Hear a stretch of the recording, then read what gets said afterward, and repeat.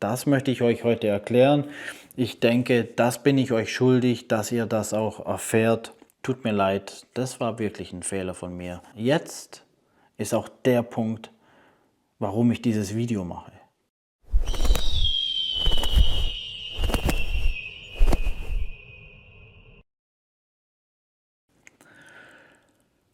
Willkommen bei Sportsman Tactical. Zurzeit kursiert ein Reaction-Video von Malte, Modern Archery Germany, bei uns in der Szene auf YouTube rum. Und in diesem Reaction-Video geht es um ein Video von mir, das ich vor kurzem gepostet habe. Und da ging es um Griffschalen aus Bastelholz. Warum dieses Video entstand und dadurch Maltes Reaction-Video daraufhin entstand, das möchte ich euch heute erklären. Ich denke, das bin ich euch schuldig, dass ihr das auch erfährt. Aber dazu muss ich ein bisschen zurückspulen, damit ihr das auch ein bisschen nachvollziehen könnt. So, das Ganze fing mit dem Speedloader von Print Archer und mir an. Und zwar, es gab die PD5, dann gab es die Speedloader von Steamboat selbst und ich glaube, es war ziemlich zeitgleich. Ich weiß jetzt nicht, wer vorher den Speedloader rausgebracht hat, CAW oder Steamboat, das weiß ich nicht. Und ja, kurz danach gab es dann nochmal einen Speedloader von einem Kollegen, der auf meinem Kanal mal war, der jetzt sein eigenes Ding macht. Aber alle drei haben dasselbe Konzept. Alle drei sind schmal, klein, alles cool und man muss oben, also man füllt die Speedloader und man muss oben den Finger reinstecken, damit die dann in den Schacht der PD5 gehen. Ja, Dennis von Print Archer und ich, wir haben uns überlegt, hey, lass uns was entwickeln, was mal was ganz anderes ist, komplett anderes Konzept, also was komplett anderes. So, dann kam der Speedloader raus von uns. Ja, er ist aufgebaut mit mehreren Federn, also echt komplexer als die anderen und funktioniert. So, wir wollten einfach was entwickeln, was super schnell ist und wo super einfach zu bedienen ist. So, das haben wir hier auch. Wir müssen hier nur die zwei Knöpfe drücken und die Pfeile werden rausgeschossen. Ja. Ich habe dann den Speedloader gedroppt, also als Short rausgehauen und habe gesagt, das ist ein richtiger Speedloader, das ist der schnellste Speedloader. Ich habe behauptet, das wäre der schnellste Speedloader, ist er vielleicht ja aber auch. Wenn ich jetzt mit dem Finger reinstecke oder das mit Federdruck reingeschossen wird, ich mache jetzt nicht mit Millisekunden rum, das interessiert mich eigentlich nicht. Auf jeden Fall habe ich dieses Teil ganz normal promotet, ganz normal vorgestellt, wie es halt ein Hersteller halt macht. Ja, ich habe bei keiner meiner Videos habe ich einen Mitbewerber benannt, bei keinem meiner Videos über den Speedloader habe ich irgendein anderes Produkt schlecht geredet oder sonstiges. Es ging nur um meinen Speedloader, ja, weil wozu soll ich andere schlecht reden oder sowas, also öffentlich auch noch, mache ich nicht. Ja, was soll ich sagen? Das hat zwei Leuten wohl nicht so gepasst, laut auch Information von Malte an mich. Da waren zwei Leute ein bisschen sauer, der CAW und KK Mac, also Kevin. Und ja, dann hat es aber auch schon angefangen. Dann hat es angefangen ein bisschen zu sticheln von deren Seite. Die haben irgendwelche Shorts gemacht und Zeugs. Fand ich alles okay, alles sportlich gesehen, alles cool. Ich habe nicht darauf reagiert, weil warum soll ich darauf reagieren? Bis zu einem Punkt, ja. Und da haben die zwei ein Video rausgebracht, ein Short, wo sie mein Gesicht genommen haben und das noch KI bearbeitet, dass ich den Speedloader so in der Hand halte, das Ganze zerbrochen ist. Ich meine, ich habe noch Screenshots. Ja, das haben die gepostet Und ich habe daraufhin dann doch mal reagiert, aber ich habe gedacht, ich regel das ein bisschen professioneller, muss nicht an die Öffentlichkeit. Ich schreibe den zwei eine Mail. CAW war sehr schwer zu erreichen, weil die Mail, die im Impressum steht, funktioniert nicht. Aber ich habe ja eine Bestellung von 3 bzw. 4 Speedloader von diesem Namen, der auch im Impressum steht. Also gehe ich davon aus, dass da ein Zusammenhang ist. Nur so konnte ich ihn erreichen. Anrufen kann ich ihn nicht, das ist mir leider zu teuer von hier anzurufen. Alles klar, habe ich dort die E-Mail geschickt, an Kevin Killermann habe ich die E-Mail auch geschickt. Wollte es einfach nicht an die Öffentlichkeit hauen, sondern einfach so mal regeln, alles cool, weil ich denke, wenn man sich selber nicht zeigt, hinter der Kamera steht und Zeug, dann sollte man auch nicht irgendwelche anderen nehmen und dann auch noch bearbeiten und ja, da öffentlich schlecht machen, auf gut Deutsch gesagt. Aber alles cool, alles gut. Ich habe die E-Mail geschickt, dann kam ein Video von CHW, der hat meine ganze E-Mail hat auch noch vorgelesen, öffentlich, fand ich auch nicht korrekt. Vom Kevin Killermann muss ich ehrlich sagen, fand ich es korrekt. Er hat das Video rausgenommen. Deswegen ist dieses Video auch nicht bei CAW auf seinem Gewinnspiel mit der Full-Size Armbrust nicht mehr aufgetaucht.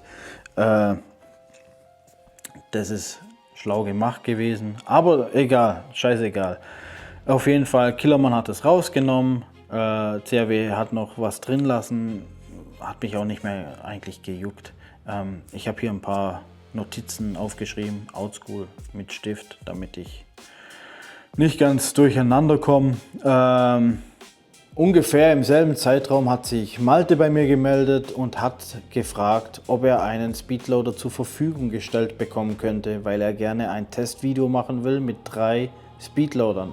Einmal den von Steambow selbst, einmal den von CAW und einmal den von uns.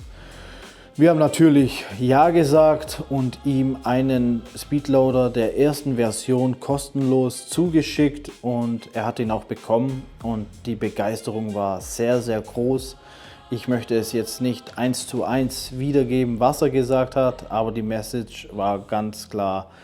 Dieser Speedloader von uns ist zu 100% in seinem Video auf der Nummer 1, weil er die anderen einfach um Längen schlagen wird. Das ist der beste Speedloader zurzeit auf dem Markt. Das war die Message von seinen Worten und das hat mich auch sehr gefreut. Uns hat es sehr gefreut auf jeden Fall. Nach 1-2 Tagen hat sich Malte dann nochmal bei mir gemeldet und mir ein Feedback gegeben, dass der Speedloader der ersten Version überall sehr gut reinpasst, außer in seine neuen Edgilight AR15 Mac Pouches. Die sind etwas enger und hat mich auch dann direkt gefragt, ob wir diesen Speedloader noch optimieren können. Ich habe gesagt, ja, wir können das optimieren und wir hatten diese Optimierung auch schon in Planung, da ich mit Schusswaffen dynamisch trainiere und mein ganzes Setup auf AR15 Magazine abgestimmt ist es eine logische Konsequenz, dass wir natürlich diese Speedloader auch für AR15 Magazine optimieren werden. Wie gesagt, wir hatten das vorher nicht gemacht, weil wir hatten diesen Speedloader vorher als für die Allgemeinheit bestimmt, dass die einfach jeder kaufen kann und benutzen kann und die Optimierung als zweites Upgrade sozusagen veröffentlicht werden sollte. So, wie dem auch sei, danach kam auch ein Short von Malte, meinte, nur wegen ihm sind unsere Speedloader jetzt optimiert auf AR15 Magazin Pouches, was meiner Meinung nach nicht ganz stimmt, weil wie gesagt, diese Optimierung war schon lange in Planung bei uns und wäre so oder so gekommen. Aber das ist jetzt keine tragische Sache. Von der anderen Seite, also von CHW und Killermann, war dann erstmal ganz kurz ruhig, dann fing es wieder an, dann haben die angefangen mit Tests und Zeugs. Natürlich, ich fand es ein bisschen einseitig, ich finde immer Tests vom Hersteller, wenn ein Hersteller sein eigenes Produkt mit anderen testet, finde ich das immer sehr, sehr schwer, da neutral zu bleiben. Ist aber auch logisch, ja. Ja, egal. Auf jeden Fall, Malte hat es auch mitbekommen. Er hat dann auch zu diesem Zeitpunkt gesagt, hey, wenn die jetzt anfangen mit dieser Kaputtmaschine und sonstiges, dann wird er auch ein Video veröffentlichen, weil bei seinen Speedloadern oder Schnelllader von CHW, von seinen 3 Stück, sind 2 Stück gebrochen. Dann wird er auch so ein Video öffentlich bringen. Das Ende vom Lied war CHW und Killermann, beziehungsweise nur noch Killermann, hat dann diesen Test gemacht auf diese Kaputtmaschine, aber vom Malte kam halt dann nichts. Ich habe mir dann keine weiteren Gedanken so darüber gemacht, dachte, ja gut, ist halt so, was soll's. Kurz danach hat sich Malte dann doch wieder gemeldet und meinte, er braucht 3 Stück von diesen Speedloadern für seinen Test, für sein Testvideo. Und ja, ich habe mich kurz besprochen mit Dennis und dann gesagt, okay, wir machen das, wir geben dir 3 Stück, aber es wäre uns recht, wenn du einen davon bezahlst. Also du bekommst 3 Stück, aber bezahlst einen davon. Das wäre uns ganz recht, ganz einfach, weil es ein bisschen komplexer ist. Da ist Material drin, sprich hier sind die Schrauben, es sind mehrere Teile, es sind noch mehr Federn, Metallteile drin und Material kostet, Drucken kostet und. Also brauche ich euch nicht erzählen. Und da dachten wir, okay, es ist fair, du bekommst 3 und du bezahlst einen davon. By the way, hier sind die Schrauben, die kann man aufmachen, Deckel abmontieren, alles rausnehmen. Man kann die Rahmen rausnehmen, den Metallpin rausholen. Also komplett in Einzelteile zerlegen und das Ding reinigen. Wenn man es durch den Dreck zieht, wie bei den Tests, dann kann man das Ding wieder zusammenbauen und das Ding läuft. So, genau. So, nach ein bisschen Zeit hat dann der Malte dann zugesagt, hat gesagt, okay, er macht den Deal, er bezahlt einen, dafür kriegt er 3. Alles klar, haben wir auch gemacht, er hat seine 3 Stück bekommen. Ja, dann kam der Test oder dieses Testvideo und ich kann mich noch ganz gut daran erinnern, was er vorher gesagt hat, die Begeisterung auch und alles und wie der Test ausgefallen ist. Ich finde, der Test ist wieder nicht das Wort gehalten und er ist sehr mager ausgefallen. Eher negativ auf unseren.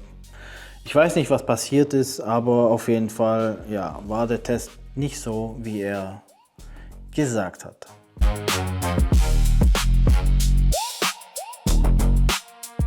Jetzt kommen wir zu dem Punkt, warum ich dieses Video mit den Griffschalen aus Bastelholz gemacht habe. Wie ihr gesehen habt, die Vorgeschichte wisst ihr jetzt, also kann man davon ausgehen, dass ich doch ein bisschen enttäuscht war von der ganzen Sache. Ich habe das Ganze aber noch relativ locker genommen und mir nicht viel dabei gedacht. Dachte so, okay, komm, manche Menschen sind so, was soll's, alles cool. So, egal. Malte hat sich dann wieder gemeldet und meinte, er hat die Idee des Jahres und wie wäre es mit Griffschalen aus dem 3D-Druck mit Karambitring für die Steambow-Messer. Ich dachte mir, wow, eigentlich ist es cool, also ist schon eine coole Idee, können wir machen, aber ich dachte mir auch, es ist nicht die neue Idee oder Erfindung oder sonst was.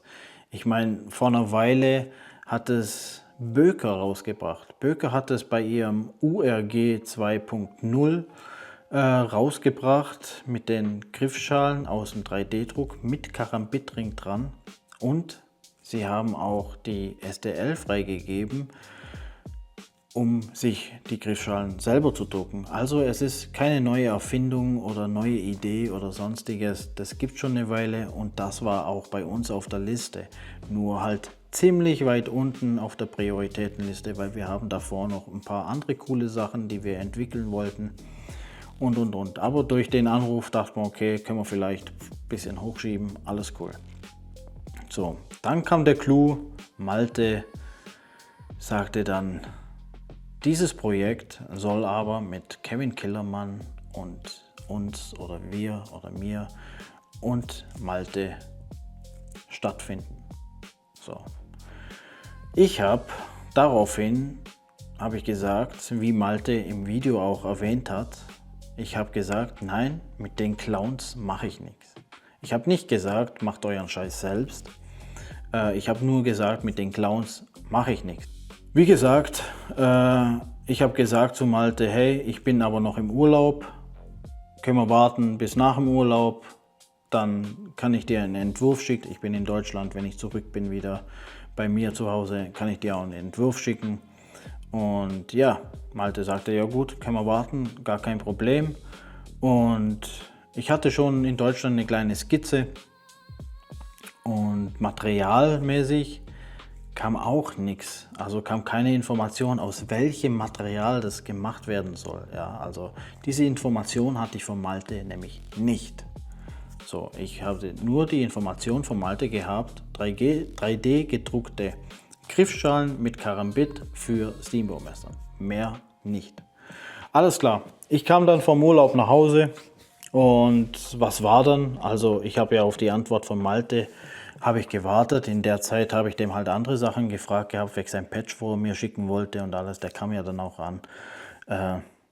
Deswegen alles gut. Kam keine Antwort. Stattdessen kam dann dieses Video von Killermann mit den Griffschalen und im Wald, am Baumstamm. Dann dachte ich, okay, alles klar. Jetzt ist auch der Punkt, warum ich dieses Video mache.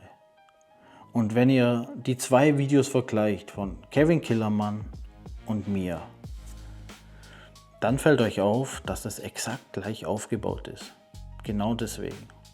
Und das war so meine Antwort, was davor passierte. Auf das, was davor passierte. Ich war dauernd ruhig, habe nie irgendwas gemacht oder einen Gegenschlag gemacht, außer diese E-Mail. Das ist aber kein Gegenschlag. Es war eigentlich nur eine Bitte, den Scheiß zu lassen und rauszunehmen.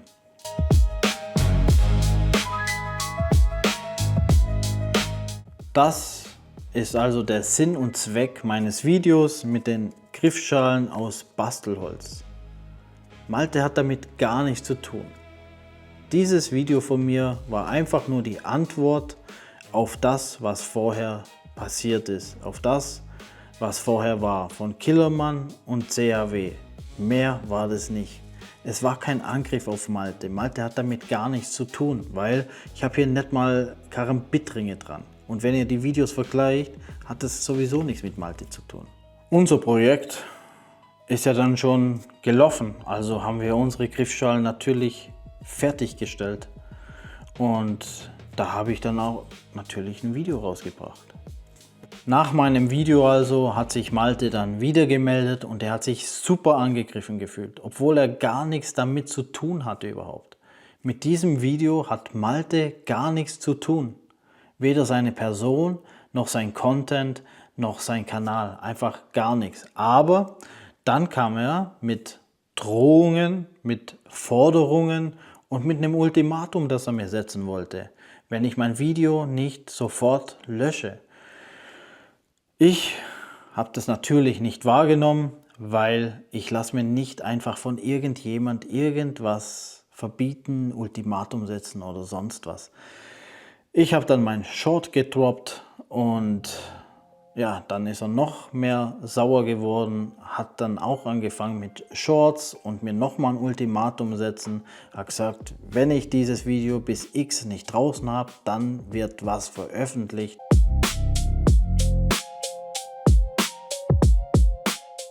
Das war dann sein Reaction-Video. Und wenn man die Vorgeschichte nicht kennt, dann fällt natürlich ein schlechtes Licht auf mich, warum und wieso ich das getan habe.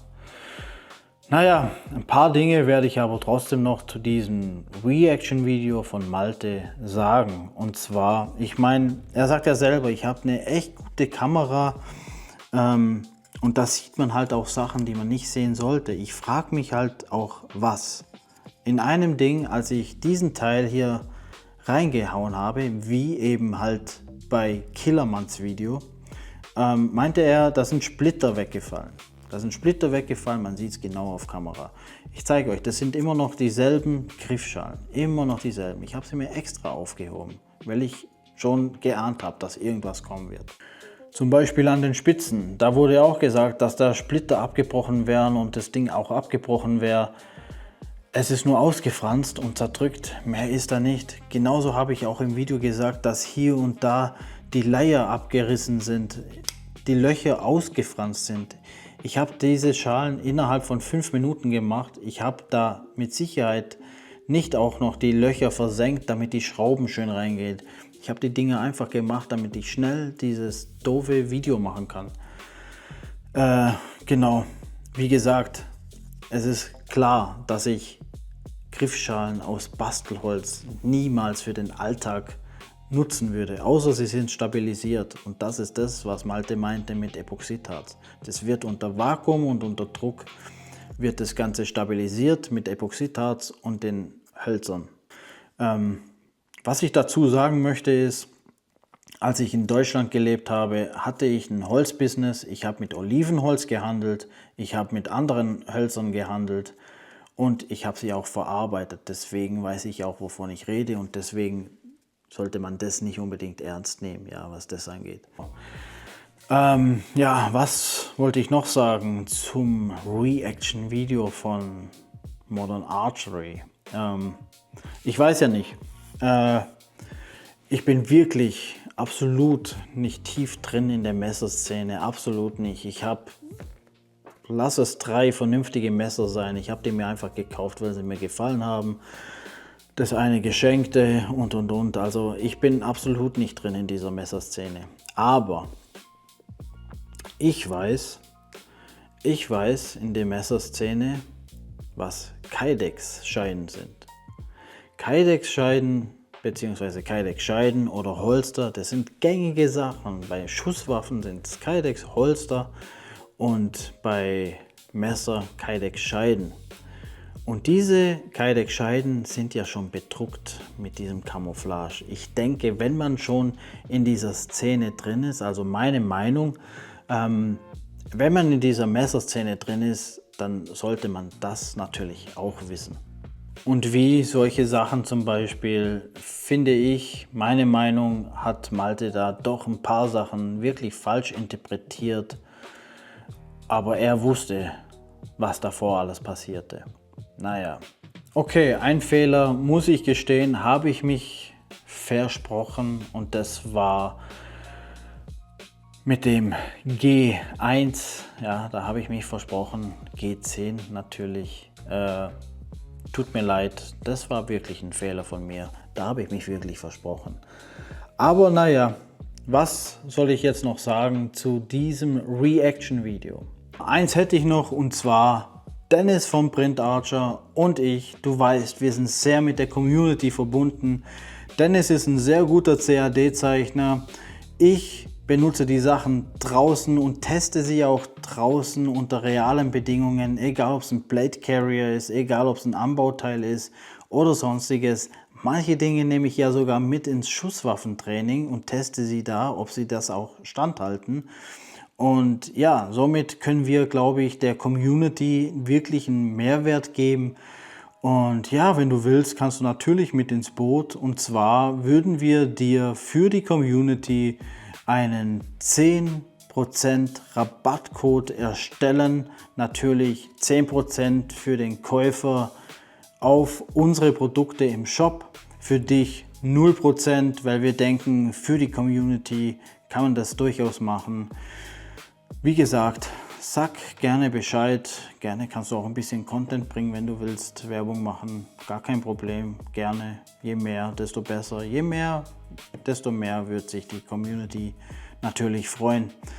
Alles klar, dann wünsche ich dir nochmal viel Spaß und danke für dein Reaction-Video. Bis dann!